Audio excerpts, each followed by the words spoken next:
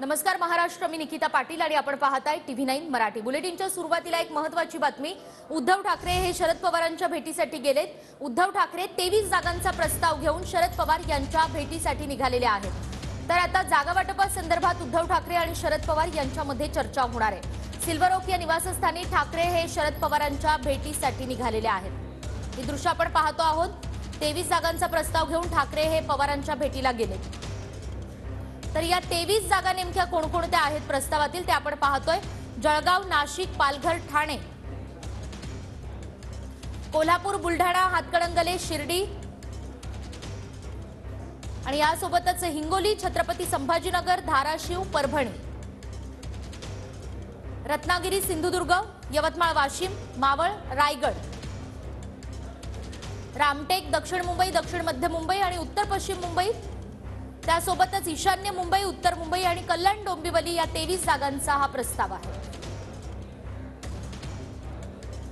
अधिक माहिती आपण घेऊयात आपले प्रतिनिधी विनायक डावरुंग यांच्याकडून। विनायक,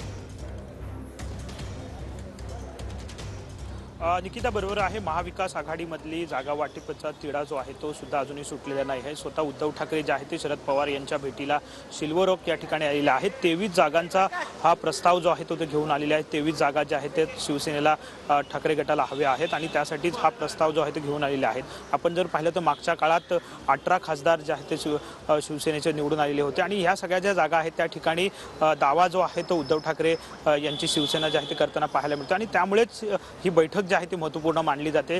शरद पवार यांचं सिल्वर ओक निवासस्थान आहे त्या ठिकाणीच उद्धव ठाकरे आणि त्याचप्रमाणे संजय राऊत जे आहेत ते या ठिकाणी आलेले आहेत आणि ही बैठक जी आहे ती महत्त्वपूर्ण या ठिकाणी सुरू असलेली पाहायला मिळते। ज्या जागा आहेत त्या जवळपास आता फायनल करायच्या आहेत कारण काही दिवस जे आहेत ते आता उरलेले आहेत लोकसभा निवडणुकीसाठी आणि त्यामुळेच ही बैठक जी आहे ती महत्त्वपूर्ण मानली जाते। काय नेमकं बैठकीत होतं, कुठल्या जागेवरती शिक्कामोर्तब होतं हे थोड्या वेळात कळेल, परंतु ही बैठक जी आहे ती महत्त्वपूर्ण मानली जाते। निकिता, विनायक, जाणून घेत राहू तुमच्याकडून। तुर्तास धन्यवाद।